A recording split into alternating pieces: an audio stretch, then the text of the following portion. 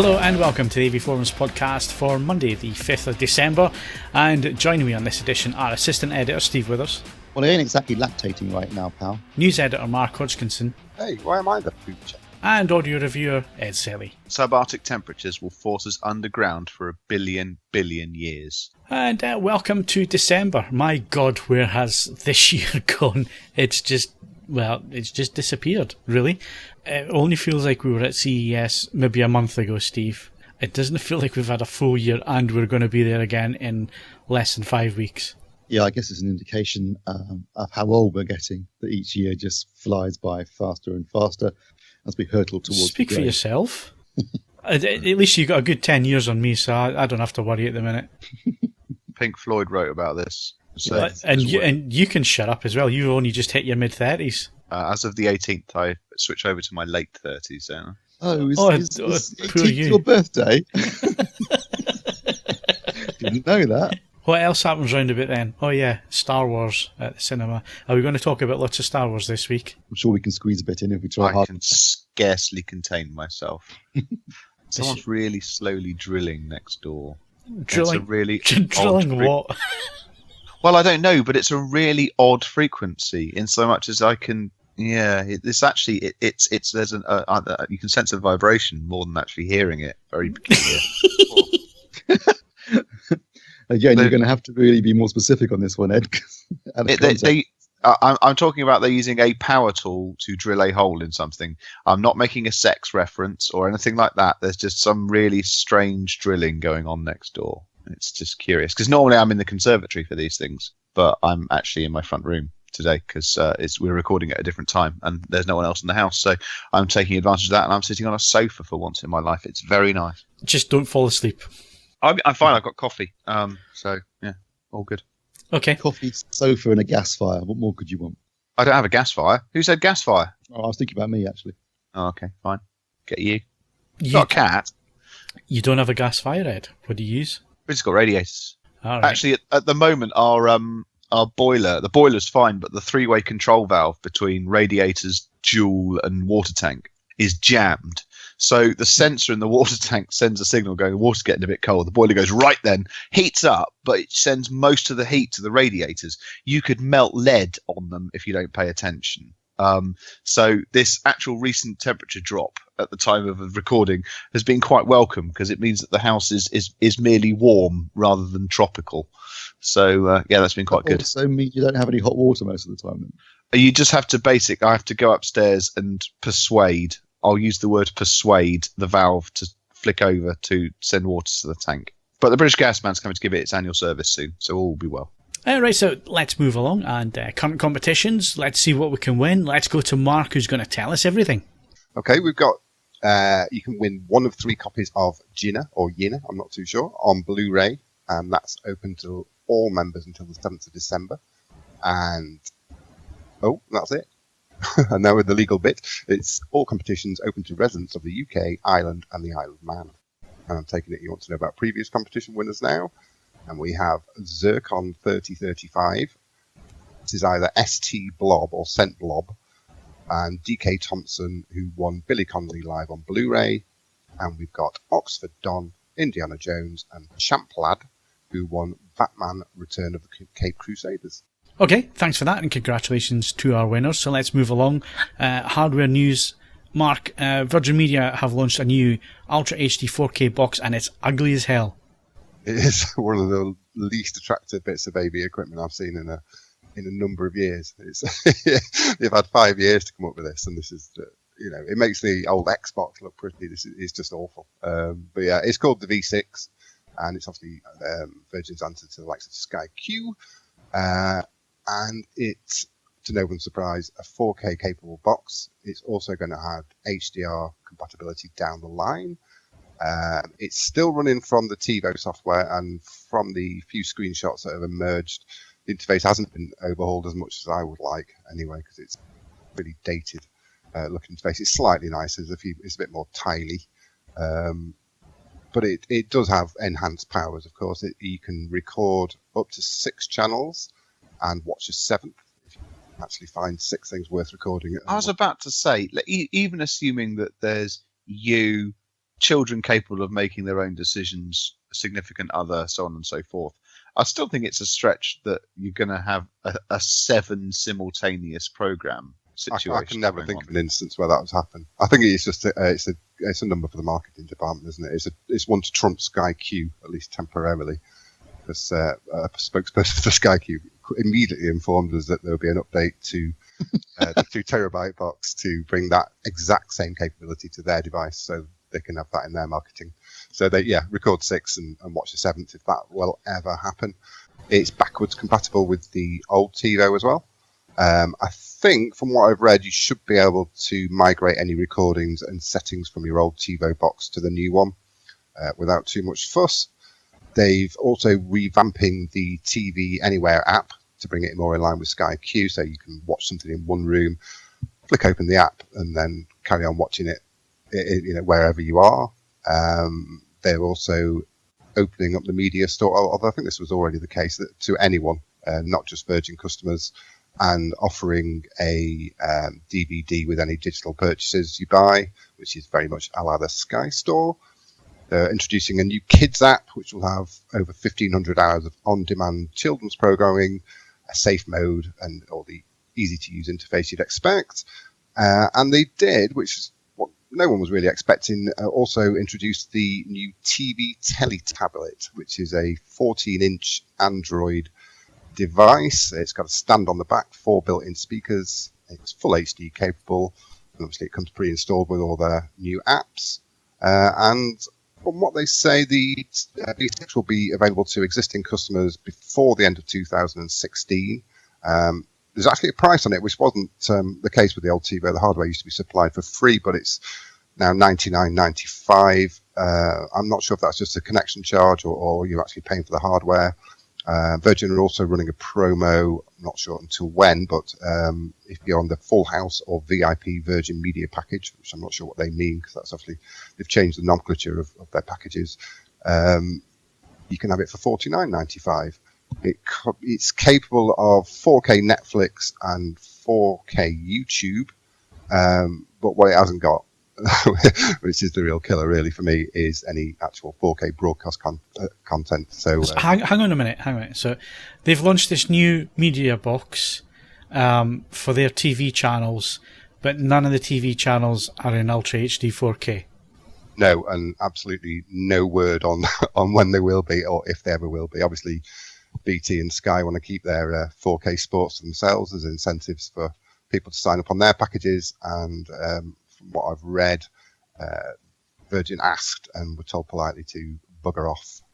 So for the foreseeable future, Virgin has got none of the channel of its own. They sold those off years ago.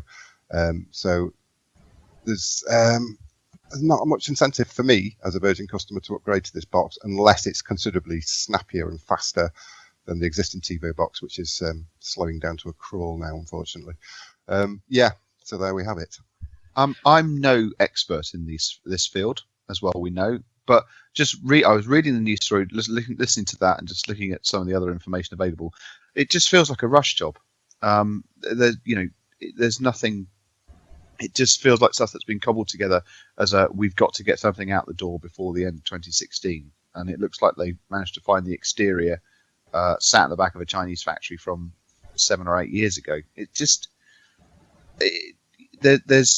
it just doesn't. The Telly tablet comes across as utterly baffling as well. I keep hearing Teletubby when people say that. Yeah, there is that. Me too. But it just, it's like, have we got multi-room? No, but you can buy an arbitrary product and just take it around with you like a TV on a hostess trolley from the 80s. It's just a 14-inch tablet's a massive thing to handle. I think there's a reason. Yeah, that's quite big, isn't it? There's a reason they're not sold at that size very much, other than sort of designers and stuff. It's just too big. Obviously, it's got a stand, but then you might as well buy a 14-inch telly. It does stink of absolute desperation from Virgin Media. I mean, they've got no TV channels of their own. The stuff that they are going to provide on the box, you could get cheaper or on one of these media boxes. There's nothing new there. There's no Ultra HD channels from them. Like Ed says, it feels like it's been rushed together. It looks absolutely bloody awful. Is it line of sight for the remote, or can you actually hide the box away? Because if I had Actually, yes, you can hide it. It's RF. which is something that I found out today. Yeah, it's All right. RF. Well, at least you can hide the box out of the way and you don't have to look at the thing. But I don't know why. I mean, if I was with Virgin Media, the only decent thing that Virgin Media have is their internet connection speeds. You know, the cabled internet is absolutely bang on from them. But apart from that, they've got nothing else to sell, and there's nothing in this package that would, you know, if they suddenly became available in my area, there's nothing that would persuade me to leave BT to go to them. Nothing at all. So I think that's the irony with their fibre broadband, is that they're in the best position to deliver 4K over IP, and no one's going to give them anything to supply, unfortunately. I mean, even if they paid through the nose for access to Sky and BT, and added that to the, the subscriptions and so on, and promised that you'd get the best quality. If I was Sky, I still wouldn't sell them, even if they were offering, tens of millions a year. I wouldn't bother. I think that's pretty much what's happened. Sky just keeping it to themselves for who knows how long, and BT obviously the same. So yeah, there's nothing in the pipeline that I can see that'll. They might be able to strike deals with US suppliers and stuff, but yeah, they're going to need to get more content on it. Because YouTube and Netflix just hasn't got it. Okay, so let's move on from Virgin Media, but still talking about selling our body to the night, and that's Roksan. I've been a quiet. Turn on the red light. Hey, that's my line. I was just coming to that. Monitor Audio Ed have bought Roksan. They have, and I don't know about anyone else. I didn't see this coming. This is a real bolt from the blue. There are the press release has made it abundantly clear that they feel that there are mutual benefits to the companies operating together, but then they're also at pains to stress that they're going to continue to operate mostly autonomously. Now, in part, and I did check this morning because I was intrigued by this. This is in part down to the fact that in all markets, including their own domestic one, there are existing distribution agreements in place, and I didn't find any examples of a distributor in a country having both of these brands already. So yeah, there's going to be no immediate sort of switch over. Also, broadly speaking, Monitor Audio designs equipment in the UK, but produces in the Far East, whereas Roksan produces everything in London. Or North London, more specifically. They're not, off the Strand or anything like that. But nonetheless, it's happened. There's a reasonable degree of logic to it, in so much as Roksan make a very small number of loudspeakers, but they're not core business for the company. And Monitor Audio makes a small clutch of electronics, but again, not an overwhelming number. So it makes sense in so much as it gives both companies some core competencies and some extra skills and so on and so forth. And yes, it's a bit of it, but it sort of just came out of nowhere. But it appears to be merger season, so to speak. So we'll have to wait and see what brings on this. But I think for the moment, there's no immediate changes planned. That's certainly what the release is saying, so to speak. They want to just continue as separate companies. Okay, cool. So we'll keep an eye on that one as things move forward. But again, on the back of what Samsung did a couple of weeks ago, it's interesting that that's yet another acquisition there. So let's stay with you, Ed. You actually went out the house in the last week and you went to a press event at Q Acoustics and you had a look at their new high-end speaker. Yes. Now, it transpires that if I'd made it to Munich earlier this year, I'd have seen a version of the speaker already. It didn't, so I hadn't. But yes, having torn the competition to pieces in the sub £1,000 category, Q Acoustics has announced that in February 2017, you'll be able to buy the Concept 500, which is a 2.5-way floor-standing speaker for £3,599 a pair. The most interesting thing about this is that in moving to this completely new price point, Q Acoustics hasn't abandoned the things that we associate with their existing loudspeakers. They're still using a doped paper mid-bass driver, still got a fabric soft dome tweeter, and the cabinet, we've seen some of the sort of thinking before in the Concept series speakers that Steve and I have reviewed in various arrangements. Whereas the Concept speakers have a single layer of what Q Acoustics calls constrained layer damping, So there's two pieces of MDF separated by this curious sticky gel, which converts vibration into heat. The Concept 500 has 3 layers of MDF and 2 layers of gel, and every single surface of the cabinet, rather than just the long sides, which is the case in the smaller concept speakers, every single surface is done in this fashion, and it does mean that these speakers weigh an enormous amount. They are ridiculously heavy, but it's all sort of stuff we've seen before, just taken to its logical conclusion. And I really do mean that they've taken everything to its logical conclusion. When they started reinforcing the cabinets further, they then did some laser spectrometer tests and worked out that there was still certain points of the cabinet, because it's a long, tall box, were distorting at certain points. So they then developed a new sort of bracing, which goes only from the points that require bracing to the other points. They're not just arbitrarily stuck into the corners because it's easy. They then found that they could reduce cabinet resonance even further by using the Helmholtz system. Now, the chances are that you've got a Helmholtz resonator in your life already, and it's in the exhaust of your car. It's designed to avoid that sort of horrible resonant point in the engine note and frequency that creates cabin boom. This is a modified version of the same principle, and they've done that. And then, having created this incredibly inert and quiet cabinet, some very strange things started happening. They were getting both an audible and a measured trace in the feedback when they were measuring the speakers that they couldn't place. There was no obvious example of where this effect was coming from, and it transpired to be the iron core in the inducer part of the crossover. So they then had to take those out and work with a German company called Mundorf, who make really quite bespoke electronic components, to develop an air core inducer which doesn't have this same level of doesn't produce this same curious effect. These are just, I mean, we were then taken upstairs for a listen. They are quite impressively sort of what's on the recording loudspeakers. There's no sense of coloration. There's very, very little sense of them sort of actually. There's just drivers held in free space operating. That's the aim of the game, the aim of the design. And by and large, obviously unfamiliar room, not terribly familiar music, but nonetheless, that does seem to be kind of what they've achieved. It's an ambitious price point, it's an ambitious loudspeaker, but it's worth pointing out that every time Q Acoustics has moved into a new category so far, they have gone and aced it. So you wouldn't want to bet against them. That is true, Ed, but again, they're now moving into the territory of the really big boys that have been there for a long time, charging a hell of a lot of money. It's going to be difficult for them to combat preconceptions of people who are already in the market buying stuff. I agree, and I think it's a blessing and a curse that I put a photo in the news story. The Concept of 100 does actually still looks broadly like a Q Acoustics speaker, just an extremely well finished one.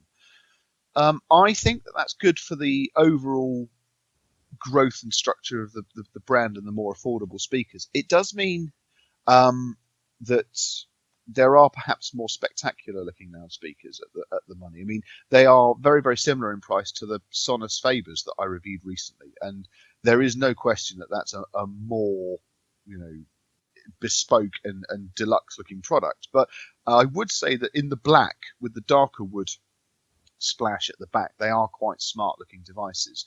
And the chrome foot, that can look a bit sort of blingy in photos. It works really, really well in the flesh. So they are nice looking devices, and I would say anyone who actually listens to them competitively against the speakers at the same price, I can see subjective reasons why they might not choose them. They are very, very revealing, possibly to the point of ruthlessness. But I don't think anyone that turns them down because they've got Q Acoustics on the front of, or they've actually just got a big Q, not Q Acoustics. Anyone that turns down on account of the branding would then, in all honesty, say that they felt that they were inferior. So it's going to be interesting, and we will, in the fullness of time, be reviewing them. So we'll see what comes of it. Good stuff. So let's move away from music and to channel, and let's go to another Hisense TV. We seem to be like buses, Steve.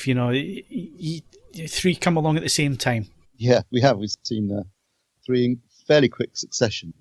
two of which, it has to be said, are essentially the same model. So the one we've just reviewed is the K5510, and we previously reviewed the M5500.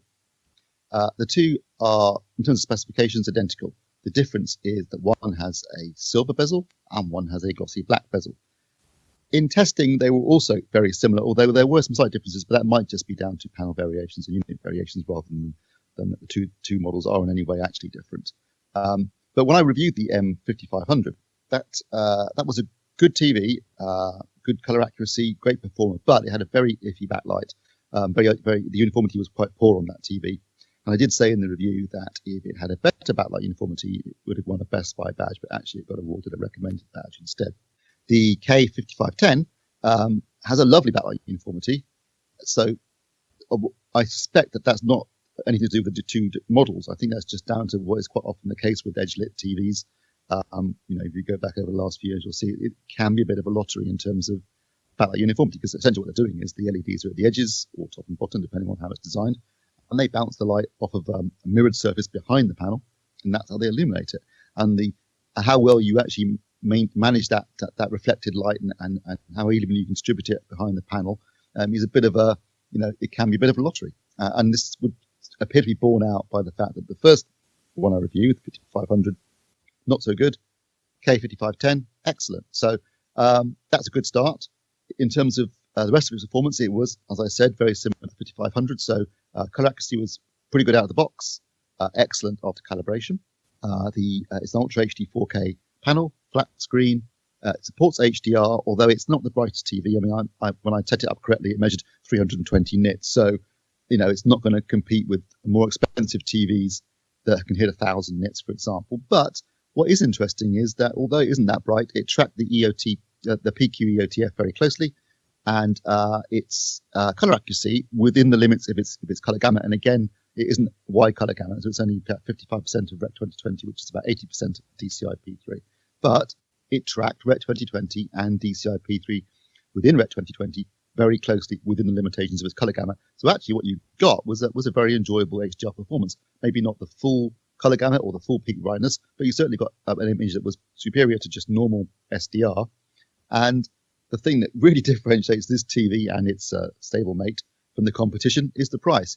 You can get this 65-inch Ultra HD 4K TV for 750 quid.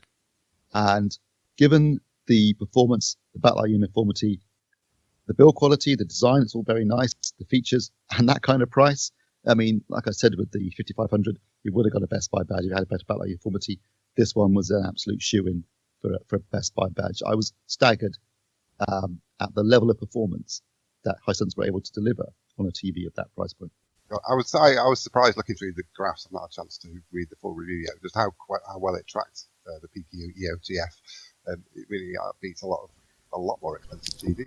I've got to say, Mark, what we have noticed is, certainly in the last month or so, is displays being far more accurate when it comes to the EOTF PQ curve. The last two projectors that I've reviewed, more or less bang on. Yeah, I mean, I agree with Mark, and I think you're right, Phil. I think maybe they're getting a better handle on it now than they were at the beginning of the year or towards the end of last year when some of the models were being built and designed. But there's no question that on this £750 TV, the tracking against the PQOTF and the color tracking is superior to many much, much more expensive TVs that we've seen earlier this year. And that really surprised me, actually. I think I criticised Hisense last year when they came in out with the 910 that had a very, very wide colour gamut, but they couldn't control it. I mean, it was all over the shop and it was way too saturated in that 709 setting. That is definitely not the case this year. They really seem to have worked on that, and they're delivering some quite impressive colour accuracy on all their models. But like I said, on this one, for that price point, I genuinely can't think of another TV that comes close to in terms of performance at that price point. Yeah, I'm half tempted. The only thing putting me off is the width of the feet, which would fit on my stand, but I guess. It's 131 centimeters across. So you need a pretty wide stand. I mean, that's not, that's a bit of a trend this year, isn't it? TVs all seem to have these kind of wide apart feet now. And it does make it difficult to install them on what I would consider a traditional equipment stand. Obviously, you could wall mount, or what you could do, Mark, is you can, and this is something that only occurred to me quite recently. For 40 quid, you could buy a TV stand that uses the Visa mounts, and there's some quite nice design ones that you could get there. I saw a guy I went to a guy's house who had a DX902, and I thought, hang on, that's not the stand that it's normally on, and he got rid of the ugly stand, and he'd put it on this 40 quid thing you bought off Amazon with Visa mount attachments, and it looked really nice. Yeah, So, I've seen a few photographs of that, and that looks like a really good solution to the problem. Yeah. I've seen a number of photographs of people doing that, and it looks really smart as well. Looks really quite nice. It's completely changed the look of the DX902. I was saying, thought that looks really nice now, and also it wasn't at a slight angle anymore because it is on the provided stand. So that is a solution that you could go for, Mark. And if you're spending 750 quid on a TV, you've got an extra bit of money to spend on a stand if you want to. Steve, if it was your own money, are you seriously telling me you'd go into a store and buy one of these? If I was on a tight budget, if I'd say No. I'm not saying that. What I'm saying is, if you got 700 and odd quid, will you go in and buy one? I'll be completely honest here. When I was using it during the review period, I had it for over a week. I remember thinking a couple of times, you know what? If they didn't take this back, I wouldn't be too bothered. I could happily live with this TV, and I wouldn't. I mean, like I said, because the backlight you've was really good, I wouldn't have found it an issue at all. I thought it was a great picture. I watched Planet Earth 2 on it on Sunday night, and I thought it genuinely looked spectacular on that TV. So yeah, I think I probably would. Okay, and when we're talking, you didn't think I was going to say that, did you? so well done to Hisense, and obviously doing something right. I noticed that the gamma's a lot better in these cheaper TVs than it was in the M7000. It was actually, yeah. And I tell you, it might be slightly because what I discovered was that there is no separate gamma control on the Hisense TVs, and just moving the brightness a couple of notches either way tends to have a bigger impact on the gamma. So on this TV, for example, setting it from 50 to 52 actually flattened the gamma out nicely. So it might just be there's some idiosyncrasies with these TVs that need a bit of a longer time spent with and a bit more experience to see more of the models. You'll find ways of just fine tuning it. But the gamma performance was sort of tracking 2.4 almost precisely. And after calibration, you had a really accurate grayscale. And like I said, the color tracking in Ret 709 was nearly spot on, apart from a bit of undersaturation in blue. Like I said, I'm sure Mark would agree with this, and so will you, Phil, that I've seen plenty of other TVs at 3 or 4 times the price that haven't tracked color, haven't tracked Ret 709 or Ret 2020 as well. And that's I've had gammas and that sort of stuff. Yeah, well, that's something that I'm going to come on to now because I've had time to spend with the Sony VW550 that I mentioned briefly last week when we were talking about the Epson. And this is a projector, just to put it in terms of where we are in the price point, you could buy 4 of the Epson TW7300s and still have money in your pocket compared to one of these Sonys. So that gives you an idea. The Sony's £8,500. And looking at Rec 709 out of the box in terms of grayscale tracking, nowhere near as good as the Epson was out of the box. And then when it came to the actual 709 gamut, way over the place as well, not even accurate, whereas on the TW7300 it was bang on. So, it goes to show you that, and this is a big brand, Sony, that they still, out of the box are not getting things absolutely bang on. Now, it wasn't a million miles away. It was oversaturated too much in red and yellow and green, and a few hue errors, and magenta was off out of the box. Now, obviously, it comes with a CMS, which was easy to fix that. But when you think that a lot of people out of the box are going to use these machines in their out-of-the-box modes, it just shows you that, with the grayscale was quite a deficit of blue from about 30%, 30 IRE, onwards. And even the gamma wasn't great. It was like I would describe a inverted S-curve. And that was out of the box delta E's of 8 from about 50 IRE upwards. So it shows you how far out of the box these things are not close. But like I say, we could, using the calibration tools, calibrate it back for Rec 709 Apart from red at 50 and 25% were still oversaturated. Everything else fell into a place where it should be. There wasn't any major hue errors or anything like that. It was just a little bit of oversaturation. But that took calibration. Now, you could say £8,500 for the projector, 10%, not even 10% of that cost for a good quality calibrator. I'm sure people will be able to find a good quality calibrator. I don't know that many myself. Depends on where they live, but that's the end of you.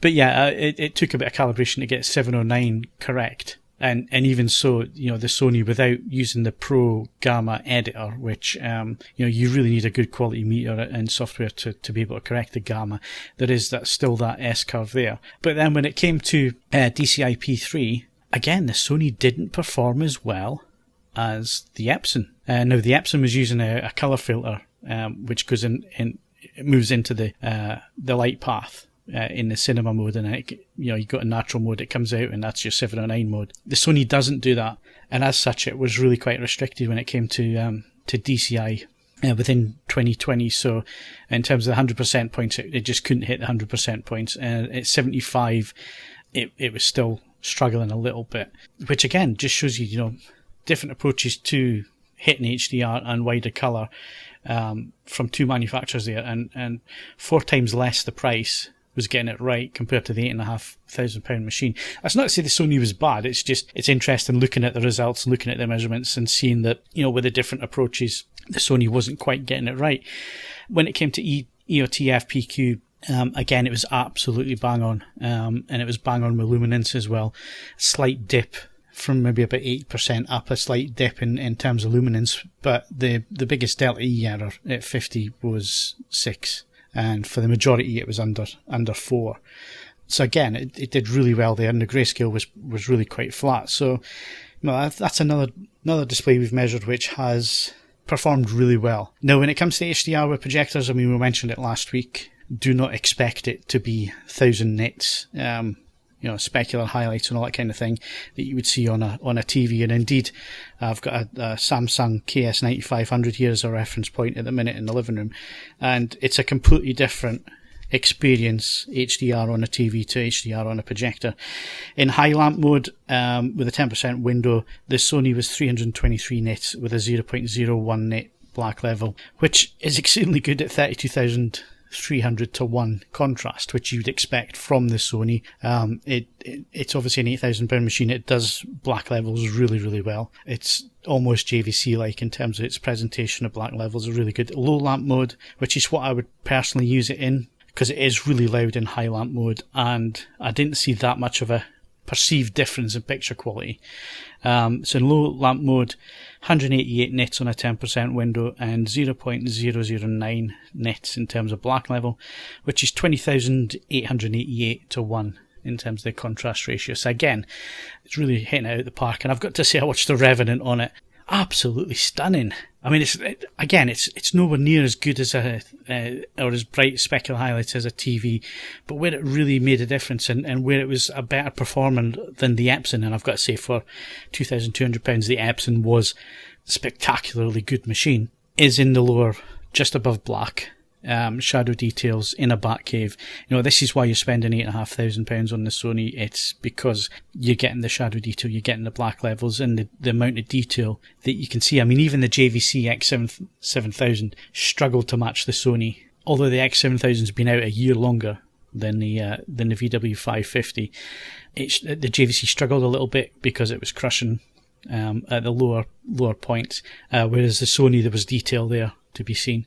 And scenes that I'm thinking about are, I'm not going to spoil the film, but one of the opening scenes is they are walking up a stream between trees in a forest, hunting a stag, and there's 3 characters, and you could see in the shadows the bark on the trees, the fur that they were wearing, its clothing, you could see the detail to the fur and so on.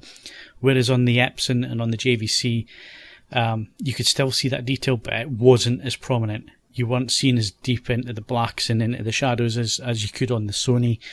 So in terms of HDR performance, really good. It's an expensive projector, £8,500. It's only going to go to certain clientele, more or less custom installs. But in terms of HDR moving forwards, The JVC does it particularly well. The Sony's really, really good, and it's more up to date. The Sony, it will also do HLG, so hybrid log gamma. There's a firmware update for that. If that becomes the standard, it's capable of doing that. And overall, is there anything else missing? Oh, 3D.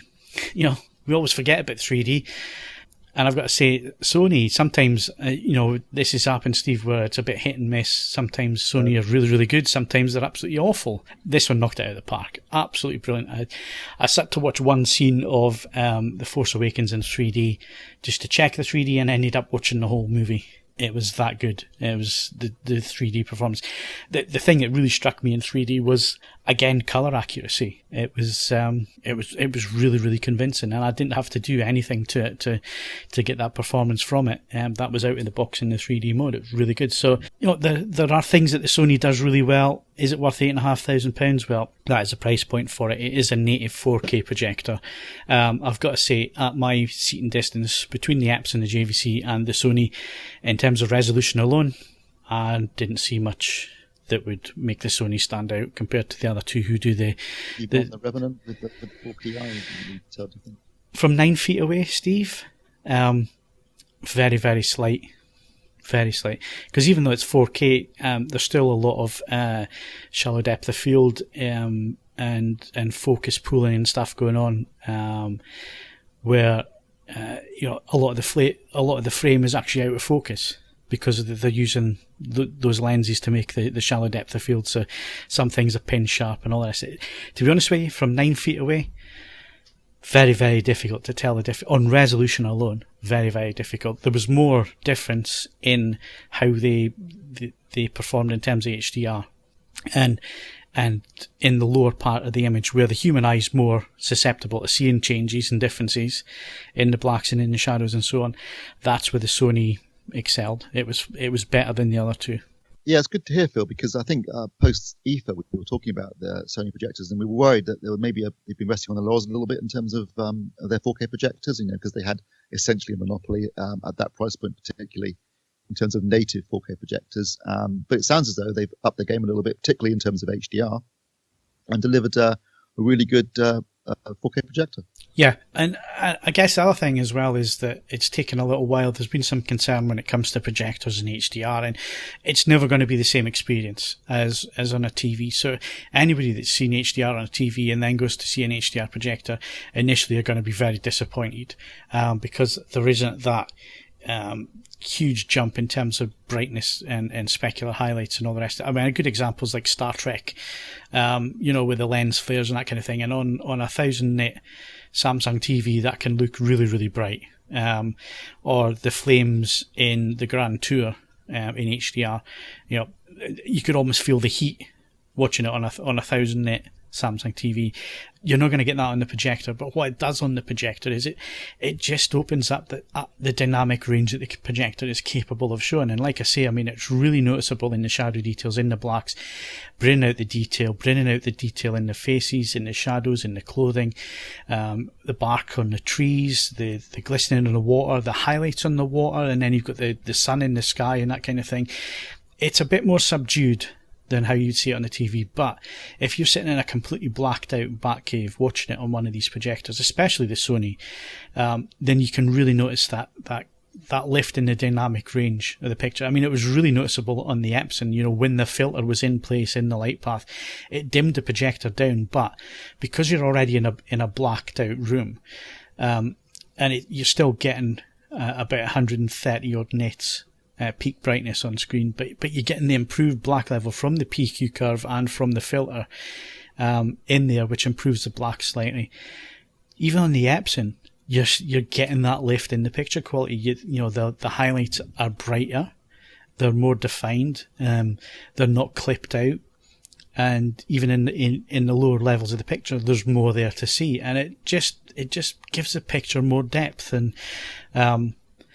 And I guess it's one of these things as well that, I can sit and describe it and you can sit and describe it, Steve, but I think people have to experience it properly set up and properly executed. And it's taken us a little bit of time to get the products in, to get our testing regime sorted out completely and get our testing equipment able to send the right signals, which it can do now.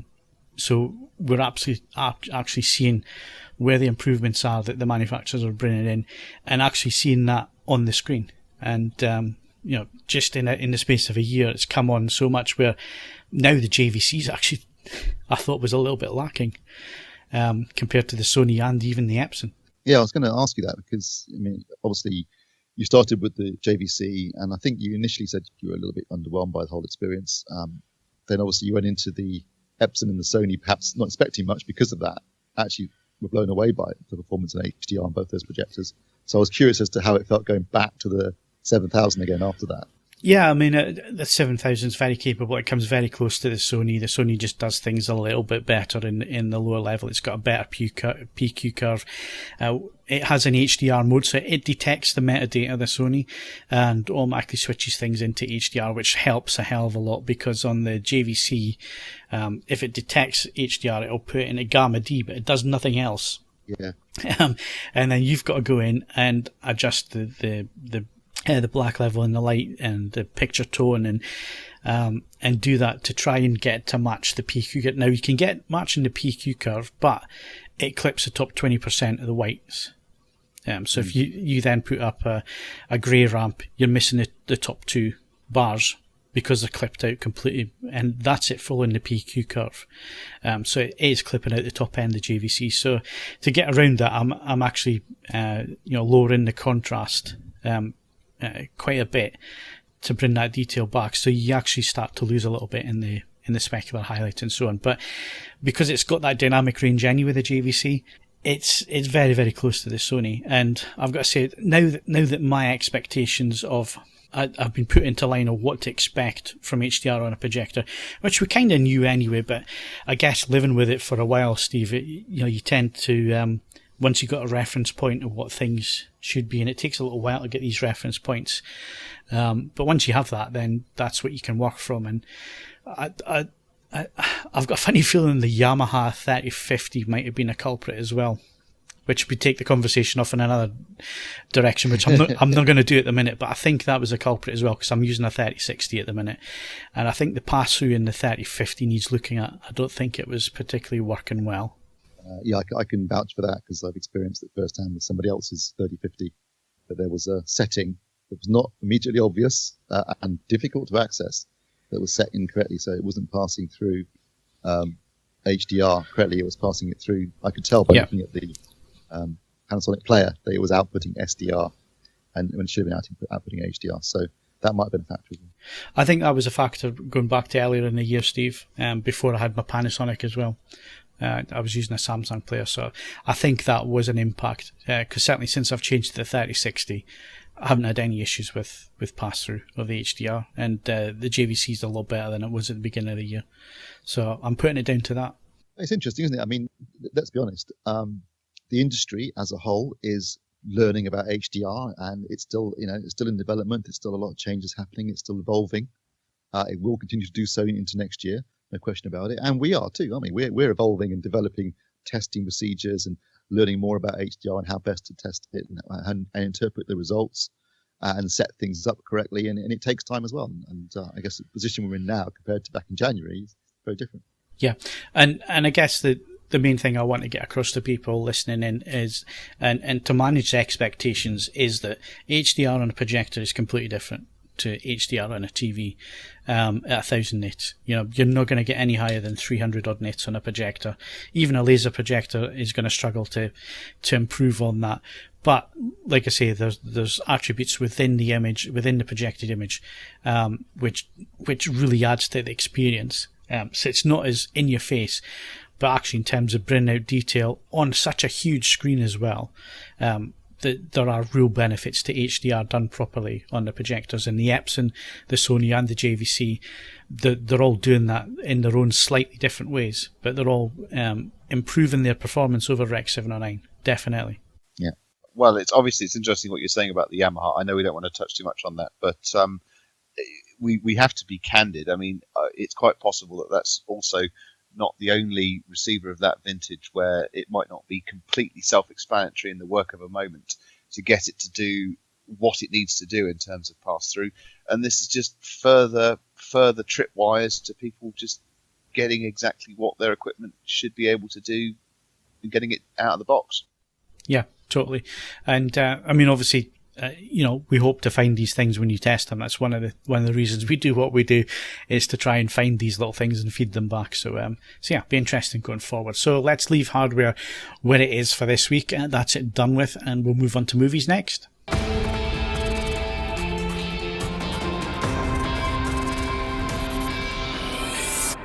Right, Steve. Films opening this Friday are going to tempt me, because I failed when it came to November. I was £7 down, which was an improvement on October, where I didn't go to the cinema at all or use my unlimited card. September. No, I went in September, did I not? I don't. I think you cleaned it in July. I think I think War Dogs was the last thing I saw, which was the end of August. So yeah, you're right. September, October I was £18 down, so I was £36 down. And November I went once, so that was £11 ticket. So £7 down. So what's that? 28 plus 7. It's £35 down so far for the year.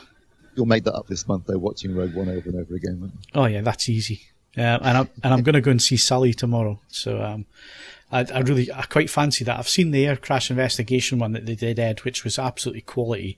Probably one of the best episodes ever of that program was the whole, miracle on the Hudson. So it's going to be interesting to see Clint Eastwood's interpretation of that, his interpretation of the NTSB's investigation and so on. And I'm really looking quite forward to it. It does look interesting. I mean, obviously, it would necessitate me going to the cinema, and I don't have an unlimited pass, so I don't have the same itch in the back of my head that I'm losing out on money. But no, generally speaking, let's face it, you can rely on Tom Hanks to generally turn in a bankable performance. There is a compelling nature to the story, and it looks to have been handled, both sensitively and quite well. So I would support you going to see it. I'll probably wait for it to, saunter into view on Sky Movies. I thought you were going to say Land. I was thinking of going to see it at the cinema this weekend, but I realised it's actually out on Ultra HD Blu-ray in the States on 20th of December. So I think I'll just pick it up when we're in Vegas. Oh no, there you go. There's the thing. No, I need to use my unlimited card. I'm going tomorrow. I'm going to go and see it. Because I don't think there's much else. I haven't seen Doctor Strange. I'm going to try and see that before it disappears. You go and see it. It's actually quite good. Go and see it. It's fun. I'm going to see that before it disappears. And I'm looking at what's coming out on Friday of this week, Steve, and not a lot there that's really appealing. No, this week, it's interesting. This week, they're really piling in the releases. There's quite a few films opening as we're recording this podcast at the end of this week, and at the end of the week the podcast goes up. There's also quite a few films coming out. I guess what they're trying to do is get as many films out for Christmas as they can, while still avoiding the following week when Rogue One opens. So when the Death Star hoves into view, yeah, exactly, both figuratively and literally. So this Friday we have Office Christmas Party. Actually, it's a comedy about, rather obviously, an office Christmas party starring Jennifer Aniston. I've got to say though, I can't think of any other film that's done this before, and it seems like such an obvious topic for a movie, because everyone's been to Christmas parties and they often do get out of hand. So I'm surprised that it hasn't been mined more by comedy movies in the past, or even TV series. But certainly, it looks moderately funny in the trailer. Jennifer Aniston hasn't been in a decent film in years, and her presence is hardly going to sell it. But at least the concept seems like something that has room for potential. There's also Snowden openings. Now, unfortunately, I said last week that it was coming out opening this week, but in fact, it was opening a week later than I thought it was. So that's the new film from Oliver Stone about Edward Snowden with Joseph Gordon-Levitt in the lead role. That actually opens on Friday. We also got I Am Not a Serial Killer. This isn't a statement to me. This is the name of the film. And this stars Christopher Lloyd and is about a boy with serial killer tendencies who is combating some supernatural killer. Sharuna has already seen it at a press screening. The review will be out early next week. And she loved it. She thought it was a fantastic film, really old school horror film, and really, really enjoyed it.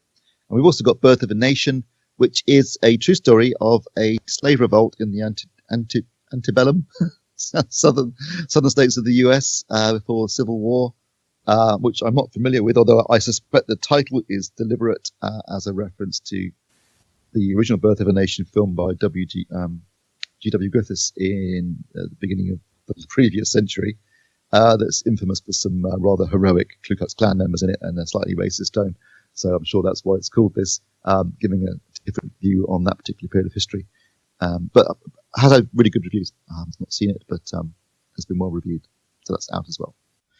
Okay, so any of them you're going to go and see? I would like to see. Well, I would go and see Snowden, but again, that's out in a couple of weeks, so I'll pick it up when we're in Vegas. I do like Oliver Stone though, so that would definitely be my choice of those 4 films. So it looks like it's going to be a long trip to Fry's again this year then for Absolutely. HD Blu-rays. A long and expensive trip to Fry's for me. Can you leave me in the record shop whilst you do that? Ed, we can leave you wherever you like. Chicken Ranch? No, I'd say I'll just pot around the record shop. I take it you've already got the addresses of reputable vinyl sales. There's a very, very good one comparatively near to the apartment. So that would be the logical choice. Otherwise, I mean, look, I have to be honest, given that I don't know about your luggage, I'm just been tentatively starting to shape up stuff that's going with me. Basically, my carry-on luggage is just 85% batteries. And then, that leaves me enough space for, just about clean shreds for the week. And then the rest of my luggage is already going to be, require some work to make sure that I'm comfortably under the weight limit. So I'll probably be able to buy a record and bring it back. So I'm not building my hopes up, but it would be nice to visit a US store. No, what you do, Ed, is you make sure that your clothing is disposable, so you don't have to pack it back up again. That's paper pants. I think they're called nappies, Steve, and they're gentlemen of a certain age. Well, okay. Well, it may be that I need to revisit some of the possibilities, but yeah. I mean, certainly, as I say, my cabin bag is just batteries, basically. I mean, if it does go up, there's no hope of the cabin crew being able to fight it. It's going to blow a hole in the top of the plane, and we'll be well, I mean, your bag's going to be just the same as my bag, with the same amount of batteries and cameras and all the rest of it. So, well, I was working this out for. I mean, it's a momentary distraction. Obviously, I have. We've got our Osmos, our shaky cams, so they've got multiple batteries. As you say, then we both have a camera each. I've got 5 batteries for that. I don't know how many you've got. And then additionally, then I've got. We'll obviously be taking some means of listening to music. My laptop, which in turn has a battery, and so on and so forth. And yeah, it just all begins to just look basically like you're a small and particularly shit branch of Dixons. Yeah, well, I mean, what normally happens is that your carry-on luggage is heavier than your stored luggage. Yeah, well, I'm resigned to that. Yeah, right. So anyway, we'll dump you at some record stores, and we'll go to Fry's. And we found a place last year. Was it Best Buy that had a really good Blu-ray, UHD Blu-ray section as well? We'll go to both. Okay, right. Well, that's that sorted then. Talking about Blu-rays, what can we buy this week, Steve? Well, I guess it's Christmas effect again. So, like with the movies, everything's being released in time for Christmas. There's a lot of Blu-rays coming out this week. The biggest title, obviously, is Suicide Squad, which comes out on both Blu-ray and Ultra HD Blu-ray, and interestingly, comes out over a week before the US. So that's cool. And I saw it in the summer. You saw it, didn't you, in the summer as well, Phil? Back when you were using your car. Yes. Like I said maybe a couple of weeks ago, I don't know what was going on, but it was nice things to look at. Yeah, I'm sure it looked great on Ultra HD Blu-ray and Blu-ray as well. 2K DI, I believe, so not the full 4K experience, unlike Batman vs Superman. But yeah, it was fun. It was flawed but fun. So that's coming out on Monday today, and we've also got The Shallows. The review for that is already up, both for the Ultra HD Blu-ray release, and that's a cracking Ultra HD Blu-ray actually. Only a 2K DI again, but really, really looks great with the HDR and with the wider color gamut. So, and it's a fun movie too. I really enjoyed that. A little bit towards the end, it kind of gets a bit over the top, but otherwise, it's a really good performance with a good performance from Blake Lively as well. So, if you haven't got that, I'd recommend that highly. Kaz will be reviewing Suicide Squad on Ultra HD Blu-ray as well. Planet Earth 2 comes out on Blu-ray. I don't know if you've been watching the series, but absolutely stunning photography, and some of the stuff that they've captured in this series has been amazing. Yep, I think they nailed it on the first episode with the razor snakes. Yeah, the razor snakes. Yeah, just But every week they come out. Last Sunday it was the locust swarm, billion locusts, that kind of thing. And This was shot famously. The BBC made a big deal about it when it started the series, but it was shot at 4K. It was shot on HDR. The Blu-ray release is coming out in the UK today. In the US, I don't have a date yet, but it is scheduled for both a Blu-ray and an Ultra HD Blu-ray release. So they're bringing that out in America on Ultra HD Blu-ray with 4K and HDR. I would definitely get that because I think that will look absolutely the nads to Xi'an. That really will look amazing.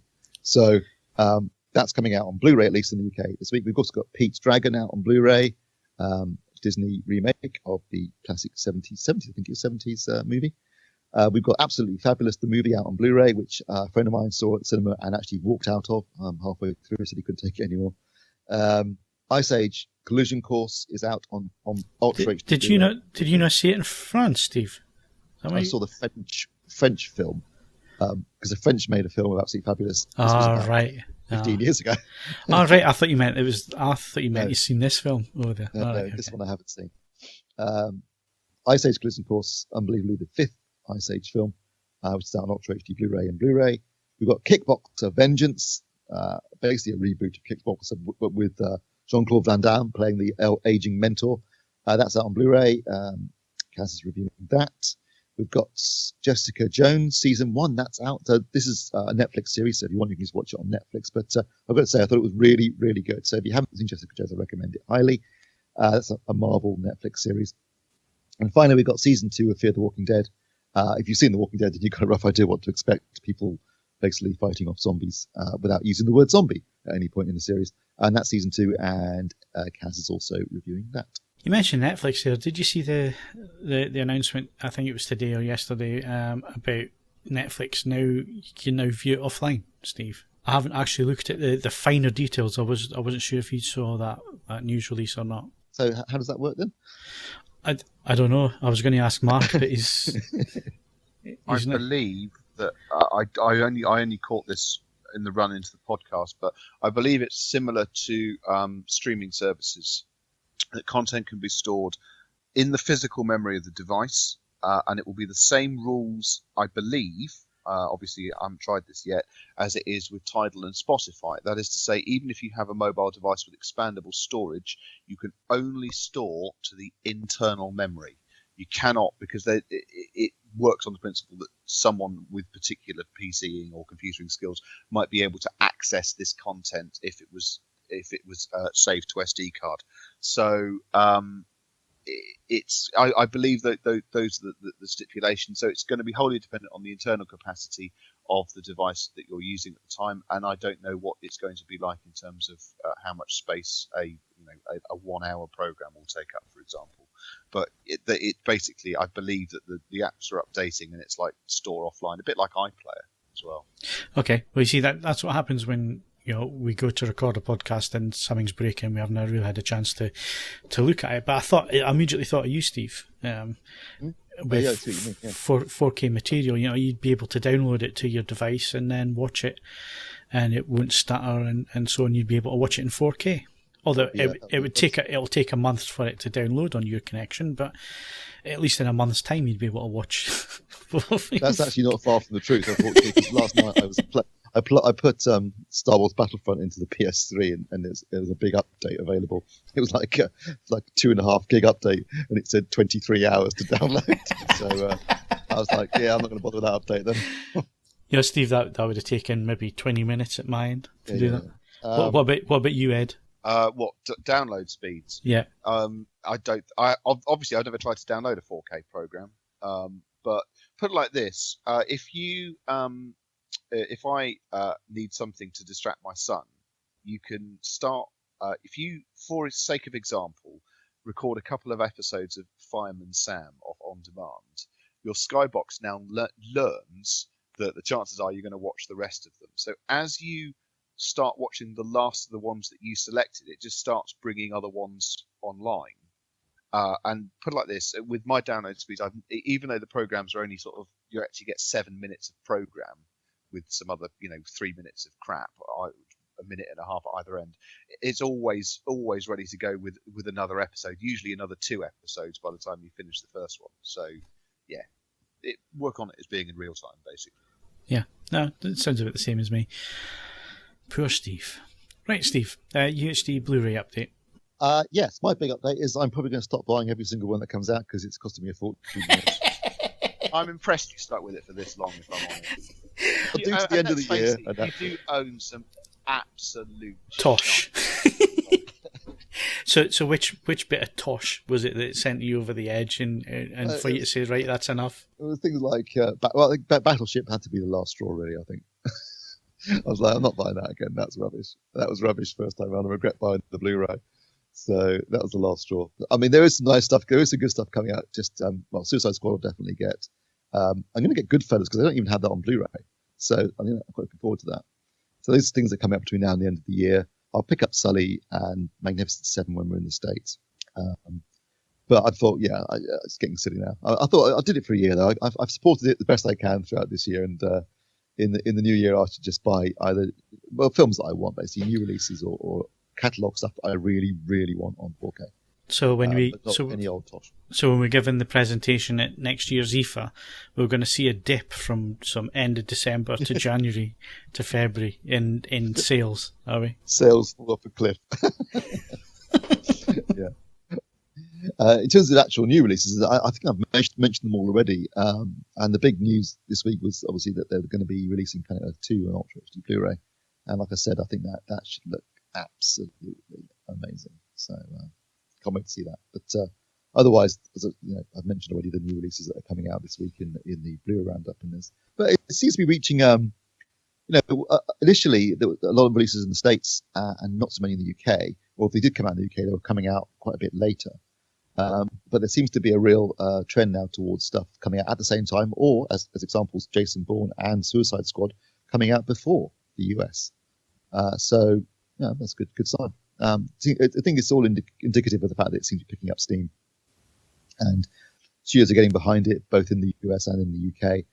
And hopefully we'll get some news in the new year, maybe at CES from Disney, and we'll get them behind the format as well. But there are rumours they're going to announce something after waiting to see how the format would do through the course of this year. They're going to jump on board next year, so that would be good news because, as we've mentioned many times, they do have like the 4 biggest studio titles going, in terms of Lucasfilm, Pixar, Marvel, and Disney themselves. So Lawrence of Arabia, anything with a rock in it, any of the Fast and the Furious films, that'll be about it, isn't it? On the Star Wars stuff if Disney come out. And you might buy some of that comic book crap as well. Lord of the Rings, if it came out. Ooh, yeah. That'd be interesting. Hobbit. Actually, the Hobbit at 48 frames. Ideally not. No, there's been rumours of a 4K Lord of the Rings box set for some time. So, and I know that there were Star Wars, the original Star Wars films were restored at 4K 2 years ago. So, all this stuff's there, just waiting to be released. Right, so Star Wars news, Steve. Yeah, this is something that's been doing the rounds. A rumour's been doing the rounds this week, and a few weeks ago at an investor conference call, I think Bob Iger, who's the head of Disney, mentioned there was going to be a third Star Wars story film coming out in 2020. So at the moment we've got this. In 2 weeks' time, we've got Rogue One, a Star Wars story, coming out. Then next Christmas, it's Episode 8.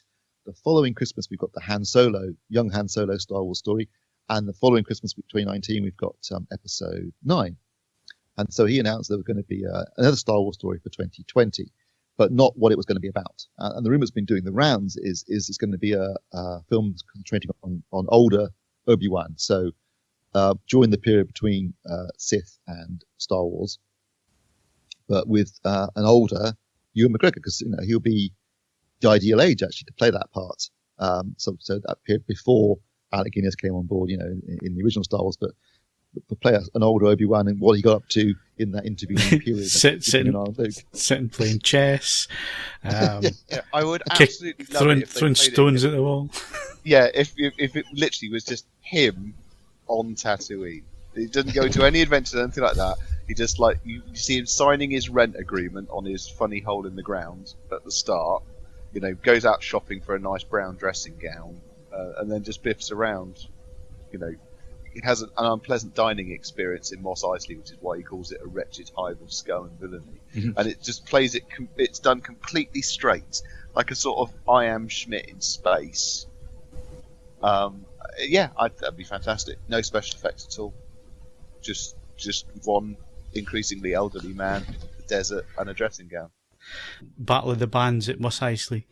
Sunday night karaoke. I think that's fantastic. I just play it against time. But anyway, Ewan McGregor's up for it, so that's at least half the battle done. So that's going to be interesting. I mean, there's other rumours going around that Boba Fett has been a possible subject for this third Star Wars story. Maybe Yoda has also been mooted as a possible subject. So there's plenty of things that it could be about, but Obi-Wan seems like an obvious choice given that you've got the actor available and who wants to do it, and you don't have to cast a new person or anything like that. You can just use an aging, well, not that aging really, because he was in his 40s, Ewan McGregor. I want a Wedge movie. Best name. They actually did. I believe Dennis Lawson was offered the opportunity to appear in Force Awakens. He said, "Bollocks! I've got better things to do with my time." So story of either that or the origin story of Jack Pawkins. That would be brilliant. Back in the good old days when you could have a character who was a little bit portly and call him Pawkins. Well, actually, he was worried when he was given the name that he was actually going to have to wear some sort of porcine prosthetic, but he was relieved merely to just be a fat person. But no, there are many peculiar characters from Episode 4 that I quite happily. It might be interesting to see a live action of the Star Wars Rebels. Yeah, that could be interesting. I mean, there's a certain amount of room to dovetail into, well, things like Rogue One for one thing, because that's set in the same basic time period. It'd be interesting. I tell you what's really funny about Star Wars. I mean, and by that I mean the original Star Wars film, because obviously, it was shot in '76 in London. No one knew who George Lucas was. I mean, maybe you'd seen American Graffiti, but this silly little science fiction film, no one was interested. Everyone thought it was going to be a disaster. And all these jobbing British actors, basically just every Brit laying around London at the time got a gig in it, playing this and that. And there was some guy died last week, and he's like, Star Wars actor dies, and you think, who died? And he's like, hang on, this bloke was the one that says TK421, why aren't you at your post? He's like, he had a character name, this was his big role. He was just a jobbing actor, actually an Aussie who was in London on holiday, who just got a gig, playing a bit part in Star Wars. And he's followed him around for the rest of his life. 40 years later, he's got a full backstory and a character name. I think that they should do something a bit more challenging. What about a full Wookiee movie? No human characters at all, just Wookiees. Only. Oh, they've already been there. Have you not seen the holiday special? I have seen the holiday special, but that's self-contained and just weird. I'm talking about on acid. Something that has a full attempt at a plot, but the plot can only be conveyed by animal roaring. I just quite like the idea of that. I think I have to be honest, in this position, I would love to just test the destruction that Star Wars fans will watch absolutely anything. I would agree with that, probably. Little bit of movie trivia, Steve. So TK421, in which film was that phrase used to describe a piece of hi-fi? Oh, that was in Boogie Nights, isn't it? It was indeed. Well done. Well done to that man. When he was a hi-fi salesman, Buck. Yeah, Buck. And he says, this is the TK421, but it hasn't got the bass module in it for that bass. And then he puts on the country music. Brilliant. Yeah, that's really funny. Speaking of people passing away, this one is actually more relevant because I do know the actor and it was quite sad. If you're a fan of Firefly or Serenity, sadly, Ron Glass, who played Shepherd Book, he passed away this week. So that's it. Well, it's 2016. Yeah. Well, let's face it, we've still got 31 days of death to get through, and let's face it, it's traditional. We know this, not just in a 2016 sense, that someone of considerable fame usually carks it on Christmas Day. So if you are reasonably famous and you've been watching how 2016 has unfolded so far, I think it's fair to say that age, general health, you might be doing something incredibly safe, but 2016 still has some time to run. So I'd be very careful if I were you. I'm just glad that the next time I'm getting in a plane's next year. I just hope they choose someone more attractive than me to play me in the air crash investigation.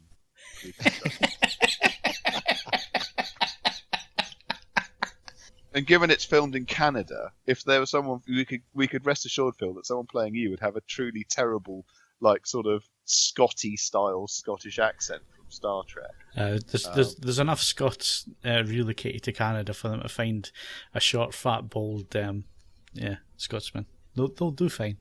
As I say, that's a big concern. You don't want to be unfavourably portrayed in these things. I want the person screaming away in the cabin as the plane socks into the Atlantic at the speed of sound to be relatively camera friendly. I think you said relatively camp. This is not necessarily people's first concerns normally when dealing with flight, but I have watched all of these programs. I want to be favourably portrayed. Yeah, Steve will want somebody like Tom Hanks to cover his character. Well, I go for this, what I call the Nick Hornby effect. It's, if you watch Fever Pitch, Nick Hornby wrote what's a more biographical story about his obsession with Arsenal. Film version, he gets played by Colin Firth. It doesn't look anything like Nick Hornby. Nick Hornby looks like me. Or you wrote About a Boy, and it gets played by Hugh Grant. You write High Fidelity and get played by John Cusack. Yeah, or if you're Seth MacFarlane, your leading lady's always, well out of your league. So if I'm going to get played by anybody, it can be either John Cusack or Hugh Grant or Colin Firth. There you go. Fine. Or Brad Pitt. Named celebrities in Air Crash Investigation. You just got to hope that a jobbing actor turns up that's relatively photogenic. I want to know why they'd be focusing on us in the back of a plane that holds 300 other people. What the hell? The reason it crashed. It's all those batteries. Because of all of our batteries caught fire. Either that, or we would be filming something and our footage would survive. There would be footage of us dying horribly, which would be then superimposed or reconstructed. So. The footage was recovered from one which had survived a deceleration of 6,800 G. Jesus. That's quite something. So I take it not much else survived that kind of deceleration, though. No, it was pretty severe. It could be the case that there'd be nothing large enough on that plane to make an impact when it hits the ground. It will just go up like a firework. So. Yeah. Well, on that bombshell, that literal bombshell, that is all we've got time for this week. My thanks to Steve Withers. Hey, why am I the poop checker? Mark had to leave early, so bye from Mark. And Ed Selley. I've eaten things that didn't complain this much. Don't forget, you can follow us on Twitter and Facebook, bookmark AVForums for latest reviews, news and video, and of course leave us those 5-star ratings on iTunes, but only if you enjoyed the show. I'm Phil Hinton. Thank you very much for listening, and we'll see you again next week.